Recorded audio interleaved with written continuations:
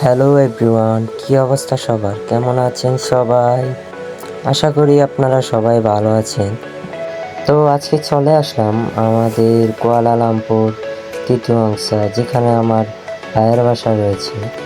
আসার পরে ভাইয়া বলল এখানে নাকি সাপ্তাহিক বাজার বসে মঙ্গলবারে। তো আমরা সবাই বের হয়ে গেলাম বাজার দেখতে। তো বেশি কথা না বলে আমি আপনাদেরকে ভিডিওতে বাজারের কিছু অংশ দেখাবো, তো দেখতে থাকুন।